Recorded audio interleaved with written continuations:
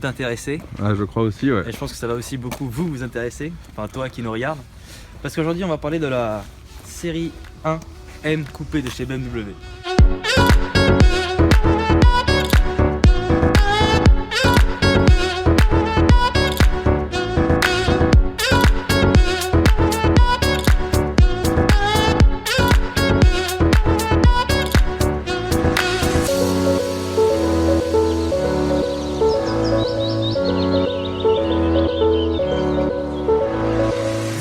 Un peu méconnue, une voiture un peu rare.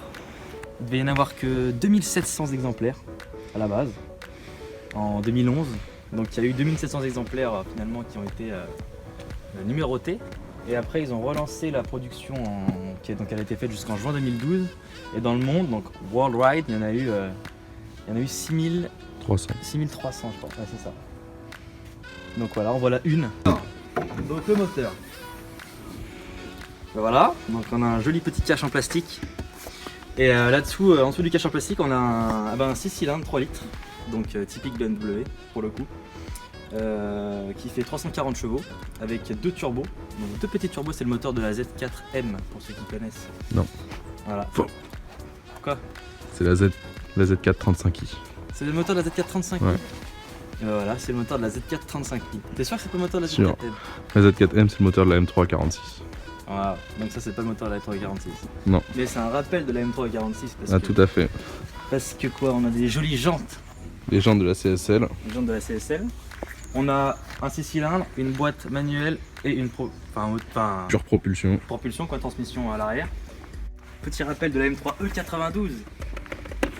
Les rétroviseurs de la M3E92. Toute la suspension arrière, le train arrière de la M3E92. Et après, je sais pas quelle pièce commune il y a encore avec la M392, mais grosses jantes. Donc comme on dit, les mêmes que la CSL, avec du Michelin Pilote Super Sport, là ça c'est très sympa. Ça va très bien, c'est pas du c'est pas du Pilote Sport Cup 2, mais c'est très bien. Après on a des fausses ouïes ici pour le design. Ça fait très sympa, ça l'élargit. Voilà. Donc là pareil, derrière on a des grosses ailes bodybuildées. Et puis quand tu viens sur l'arrière, tu vois donc le cul de la 1 coupé classique, sauf que là tu as 4 sorties de peau.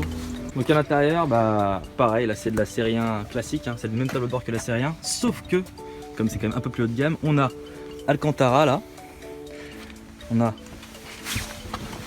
Alcantara là, on a Alcantara ici et là, et on a les petites surpiqûres orange de partout.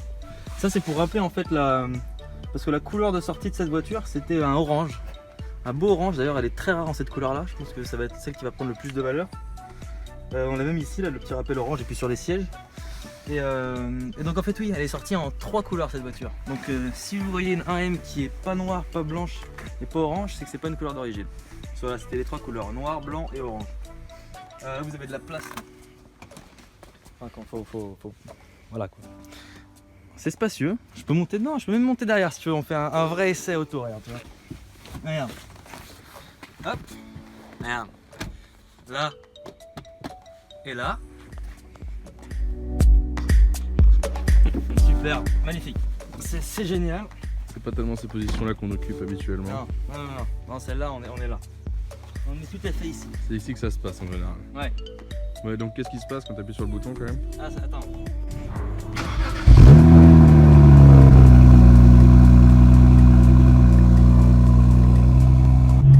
C'est très bien. Là, on est très bien. C'est ce qu'il faut. Ouais, donc le 340 chevaux. Ah, tout à fait. Ah oui, tout à fait. Ah, on les sent bien d'ailleurs. Ouais, c'est un karting le truc. Ouais, bon, ça calme un peu de temps à chauffer. Alors le premier truc quand on monte au volant de ce truc là, le premier truc qu'on sent c'est la direction. C'est lourd. C'est dur. C'est très dur, très lourd. Très précis. Très précis, mais tu vois que c'est pas une voiture. Tu sens quand même que c'est pas une voiture pour tous les jours. Ouais, c'est clair. C'est pas un daily, tu vois, c'est vraiment la voiture. Tout peut se daily, tu vois. Je pars du principe que tout peut se daily, mais ça quand même. C'est dur. Ah, c'est dur. C'est dur à daily. C'est dur et c'est. Je pense qu'il y a des voitures bien plus puissantes, bien plus faciles à daily. Ouais, ça c'est rigide, c'est dur. Non, ça c'est une voiture, quand tu la prends, c'est pour la conduire. Ah ouais. C'est pas pour traîner, c'est pas pour. J'ai même envie de dire pour la piloter. Ouais. Tu vois. Ouais. Mais alors tu vois, le truc c'est que c'est une boîte manuelle. Donc quand tu vois la RS3, la A45, c'est toutes des boîtes, c'est des boîtes auto. C'est une voiture qui fait tout quoi. Ouais, et puis alors celle-là elle a pas de suspension adaptative. Tu peux pas mettre mode sport, mode confort, elle a rien. T'es toujours. T'es tout le temps en extrême. Le seul truc qui est là, c'est le mode M. Et là tu passes de sport à ultra sport. Ultra sport. C'est le diable après. Ah c'est. Ah bah là oui. Déjà je pense que tu rajoutes. Enfin tu montes au 100% des 340 chevaux. Ouais, parce que je pense pas que tu les aies là. Je pense qu'on est pas normal. Là on les a pas je pense. Je pense que tu les as vraiment quand t'appuies là-dessus. Ouais. Tu sens la voiture elle se transforme. Puis elle se durcit encore plus. Bah ouais. Bah déjà quand t'appuies dessus, déjà tout de suite le rapport, t'as vu le régime moteur il monte. Tout de suite. Donc tu sens déjà qu'il y a un truc qui se passe là. Je pense que ça joue vraiment sur la réponse à l'accélérateur. Ah bah c'est certain. Dès que tu mets le pied dedans. C'est sûr. On va laisser chauffer un peu la bête. Puis ouais. Alors d'ailleurs c'est assez marrant, c'est une des seules voitures que je connais qui tourne à 120 degrés. Ah ouais. En température normale. Ah bah là c'est. Contrairement aux 90 habituels. Parce que la 45 elle t'autorise à faire des launch control à partir de 90 degrés je crois. Ouais, tu vois. Avant tu peux pas. Alors avec celle-ci pour envoyer du gaz, il vaut mieux attendre d'être à 120 degrés. Ah ouais. Ça montre quand même à quel point la voiture elle est pointue. Bah après coup classique, hein. Ça chauffe pas, puis d'un coup ça va chauffer. Ouais c'est ça. Ça c'est classique. Et ouais, elle aura fait un bruit sympa quand même. Ah tout à fait. Ah oui tout à fait. Il n'y a pas besoin de musique, pas trop. Non. Bon après elle a une ligne, enfin celle-ci elle est complètement d'origine. Elle a pas non plus le diable.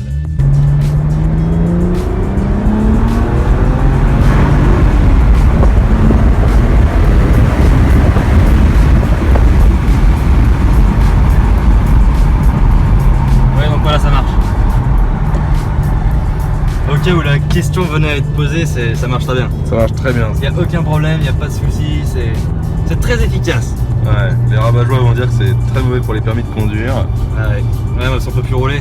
On peut plus rouler de toute façon. De toute façon en France on peut plus rouler, c'est bien connu. Ouais on peut plus rouler en France. Bon par contre c'est vrai que ça demande un petit peu de maîtrise au niveau de la boîte. Contrairement à une A45 ou une RS3 qui va être beaucoup plus facile à utiliser vite. Ça c'est une voiture qui vous demande d'être toujours sur les gardes tu vois. C'est-à-dire t'as pas le droit d'être trop détendu quand tu la conduis. Enfin en tout cas quand tu la conduis vite. Et l'avantage c'est que c'est rare mais en fait c'est vachement comment dire si tu connais pas tu sais pas. Ouais, faut connaître. C'est ça l'avantage. Ouais. Le mec il connaît pas, il va le voir, il va dire ouais il est en BM quoi. Ouais voilà, bon c'est un gros kéké en BM mais ça va s'arrêter là. Il n'y aura pas de. Alors que bon, quand le mec qui s'y connaît, il connaît la voiture et quand il reconnaît la voiture il sait de quoi ça s'agit. Tu vois ce que je veux dire? Il sait qu'il faut pas trop rigoler quoi. Ouais. À moins qu'il ait un avion de chasse de son côté. Ouais, après 340 chevaux c'est beaucoup tu vois mais c'est beaucoup sans être beaucoup. Aujourd'hui une RS3 ça a 400 chevaux. Ouais. Avec 4 roues motrices, enfin ça va être plus efficace hein. Dans une AM c'est beaucoup parce que ça se pilote. Ouais. C'est vrai qu'aujourd'hui comme on le disait avec des boîtes auto, double embrayage, tout ça, ça se gère très bien 400 chevaux. Ouais bah c'est ça, puis t'as 4 roues motrices tu vois. Ouais. Là c'est tout sur l'arrière. Et attention, alors là si tu veux vraiment partir, si t'as le diable et que tu veux directement aller bah en bas quoi. Et bah tu peux appuyer là. Ouais tu peux enlever les sécurités tout ça. Si t'appuies là. Alors ça on l'a rarement fait. Ouais, alors ça on le fait rarement. C'est très occasionnel hein, parce que ça c'est. Bah déjà ça sert à rien sur la route. Parce que si tu veux partir en glisse sur la route et taper un trottoir, ça va pas être ce qu'il y a de plus agréable. Et puis surtout faut vraiment la tenir la voiture. Ouais sinon on retrouve le iDrive.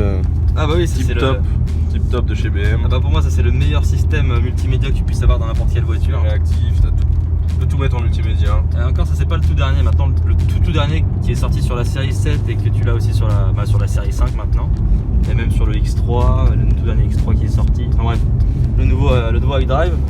T'as une molette plus grosse ici où tu peux. Alors ça tu l'avais déjà sur les versions juste avant où tu peux rentrer par exemple quand tu rentres une destination. Tu peux dessiner les lettres. Tu dessines les lettres. L'écran est plus grand. Ouais, déjà celui-là est très grand. Ouais, déjà celui-là est grand, mais encore c'est pas les plus grands. Même sur le X5 et la série 5 c'était encore plus balèze. Sur la série 6, ouais, ils sont énormes. Sur la série 6 il était vraiment énorme. Bon bref, j'espère que vous avez aimé cette petite vidéo sur la AM. Maintenant il y en aura d'autres qui vont venir sur d'autres voitures. Voilà donc on reste, comme j'ai dit, hein, on reste basique, pas de Hollywood, Steven Spielberg, et tout simple, efficace. Voilà, nous on dit notre ressenti, on dit ce qu'on ressent quand on voit la voiture et ce que nous on en pense, et puis voilà, on essaie de vous faire un peu partager ça à travers les vidéos qui vont rester, comme je l'ai dit, simples. Et maintenant il y en a d'autres qui vont venir, ça va pas parler que de bagnole, ça va parler de bécane, ça va parler de jet, enfin ça va parler de sport automobile, sport mécanique. Et voilà, donc là on va être au salon bientôt, salon nautique, pour vous présenter les nouvelles machines de chez Sidou, les nouveaux jet skis. On sera peut-être même au Bourget, qui sait. Parce qu'on aime bien les avions, on aime tout. C'est ça qui est bien ici. Donc voilà, écoutez, suivez-nous, vous pouvez nous suivre sur YouTube, et puis je vous filerai aussi un compte Snap. Voilà, pour les snaps. Chez les snaps aussi, on est beaucoup toute la journée avec les voitures, et on fait des snaps. Bref, voilà, ça suffit. Au revoir. Ciao, ciao, à la prochaine. Et merci. Hein. Merci.